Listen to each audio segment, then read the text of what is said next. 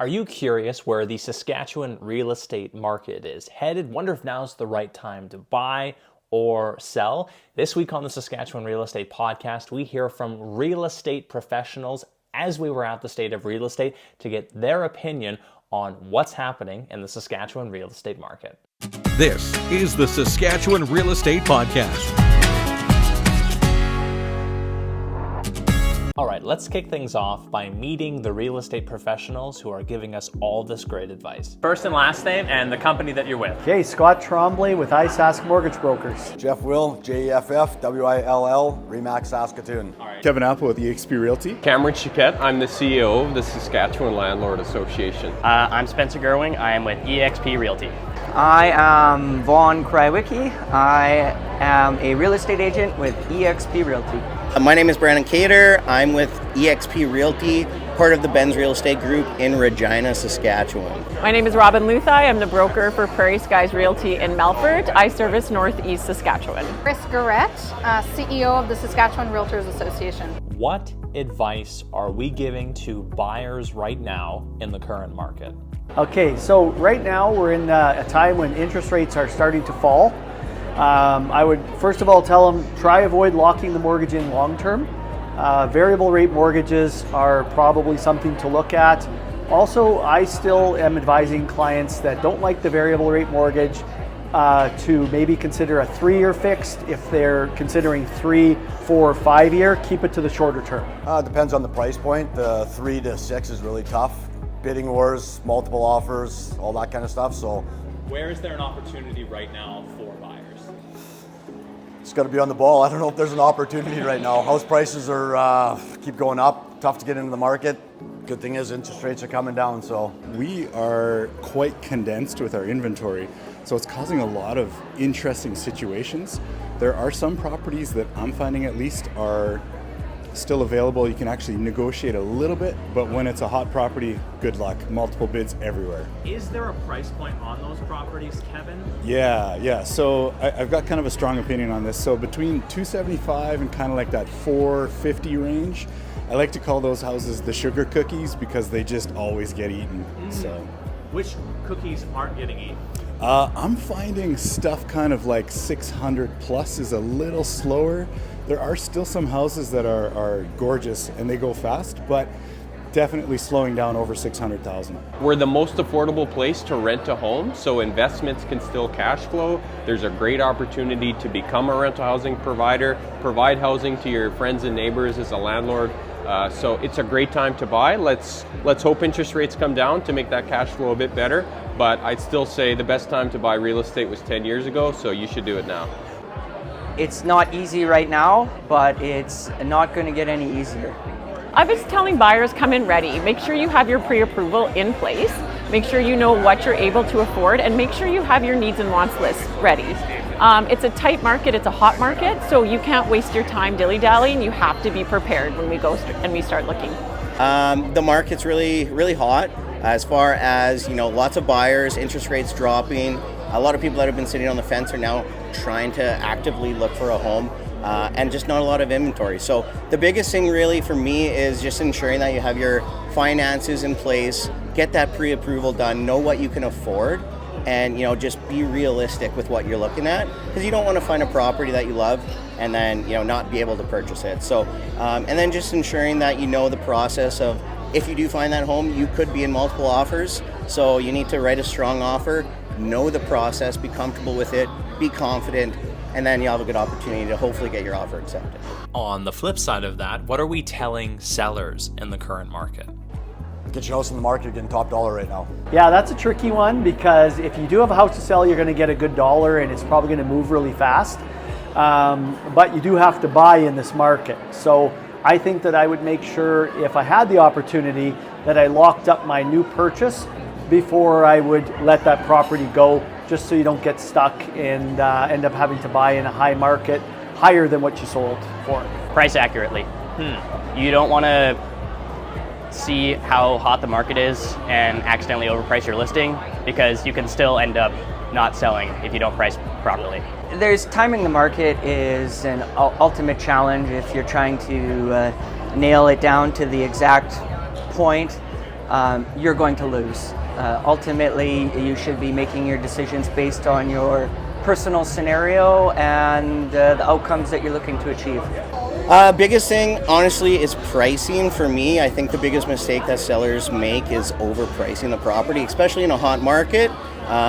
Sometimes you want to test the market, but definitely there's two things you want to nail, definitely pricing and marketing. If you nail those two things, you're going to get the ultimate outcome that you want, especially with the amount of buyers that are out there. If you market the property how it should be marketed and you nail price, you're more than likely going to get multiple offers if it's a good property. I always say with sellers, make sure your house is ready. Make sure everything is cleaned off. Make sure it looks like a show home when you walk in there. It doesn't matter if it's 800 square feet, 200 years old, it doesn't matter. You need that house to show as best as possible. What are we telling sellers? This is a seller's market. And you know what? When you hire a professional, I think what we heard, the tidbit at the end of the day, there's a difference between the customer and the client. And sellers should recognize that you are the client, and the relationship that you have with your realtor is one that it should be very solid, and the decision you make on what realtor to use should be framed with all that. And so, find the right fit for you. Take the time you need to sell your property, and just lean on your professionals. Where do you see Saskatchewan real estate being in 6 months? 6 months in the future, I see rates being down. We're at this conference here in Saskatoon, and from what we're hearing, we're going to see home prices probably continue to rise. We're probably going to see a little bit of shortage in property, just like we have the last couple of years. Strong opinion about this. I think that based on the data that I've seen, I believe that Saskatoon will be Canada's new Calgary coming spring 2025. Hot. I personally think prices are going to continue to go up. Obviously things are going to slow down seasonally with the winter coming up here, but I anticipate the spring market being pretty hot. I think it's going to be exciting. Spring is going to be very busy. Rates are coming down, and there's pent-up demand. Onwards and upwards, man. I think with interest rates going down, properties are going to be in higher demand. More buyers are going to come out. It's just going to keep ticking up, I think, a little bit in price. I don't think we're going to get a huge influx in price adjustments. We don't typically see those big fluctuations in Saskatchewan, but I think we're going to see a steady increase in demand, prices, and sales. As properties hit the market, the good ones are going to sell super quick. We're probably not going to get a ton of inventory in the next 6 months, but it's a slower season, winter. Come spring, it's probably going to be pretty busy. I think our market's going to heat up even more than it is. We are still sitting with limited inventory. It's still a seller's market, and I don't see that changing anytime soon. I think what we heard loud and clear today is Saskatchewan is in a really unique place compared to the rest of the country. And that means we are sort of a little gem, a hidden secret, and we are going to have to watch out so that we don't go down the same path as other centers are going down. Calgary's already there. Edmonton, we know what's happening in Vancouver and Toronto, Halifax even. So what's going to happen in the next 6 months? We need to keep a watchful eye to make sure that we can continue going down the path of we being the most affordable province in the country, having a healthy housing continuum, but at the same time trying to take care of those who need more from our housing continuum. So if we can continue to build more houses, we have some great policies both locally and provincially that have come in. I think we're still going to be in a good position, still a challenging one, but I'm crossing my fingers that we're not going to go down that same path. Rents are going to continue to go up. We've got a good amount of units under construction in Saskatchewan, over 4,500. So more units coming on board, a steady increase in rents. Probably going to see vacancy unchanged at sub 2% in our major cities. You've just woken up, you're having breakfast. Are you drinking coffee or tea? Coffee all the way. I'm actually doing Monster energy drinks, sugar-free white. So Tea for sure. Never had a cup of coffee in my life. Coffee. Definitely coffee. Good man. Absolutely. Big caffeine guy. I'm a coffee girl. I drink coffee, black. Coffee. Tea's great too, but coffee is like king. If you could go back and give yourself some advice before you got into the real estate industry, what would it be? Sleep more, because I find it's 24/7. You have to sometimes set a tiny little bit of a boundary for yourself to be like, I'm okay after 12 hours on a shift, but you know what? I love this job. This career is so dynamic. You just never know what you're going to be doing, and have fun with it, because some days are better than others, and you know what? That's just part of the job, and hey, I love it, man. Come to these networking events, enjoy, meet a lot of people, and have fun. Just brand yourself properly. As soon as you come out as a real estate agent, get a brand yourself properly, stick with it, be unique, don't copycat, be yourself, and work hard. I'd say I should save up a little bit more money. I had to take a small loan from my parents just to make it. So yeah, be more prepared. Read more books. Talk to lots of people and do lots of open houses. Awesome. Just get moving, get started, get it done. Do it sooner. It's something I always wanted to do, never got around to doing it. Life happens. I wish I did it sooner, and just always bet on yourself. Amazing. That's my biggest advice, is just always bet on yourself. I would say to make sure that I make sure I'm networking properly, really looking after my sphere of influence, connecting with all the people that I know can help me further myself in the industry, and making sure I have a really strong knowledge base. Making sure I know, how the banks work, what the mortgage brokers do, what the home inspectors do. Making sure I'm fully educated and know what I'm about to experience going into it. So Just slow down a little bit and care more, because when I see something, sometimes I'm running and I need to make sure that I'm bringing everybody with me. And so this sector is used to change, and so I think they do that really well, and they pivot and they respond to needs in the market. But I would keep telling myself that is to just slow down a little bit. If you weren't in real estate, what would you be doing? Professional athlete. Ideally, retired? No, that would be too boring. I'll say what I love to do is curl, professional curler. You know what? I'd probably actually be doing real estate photography.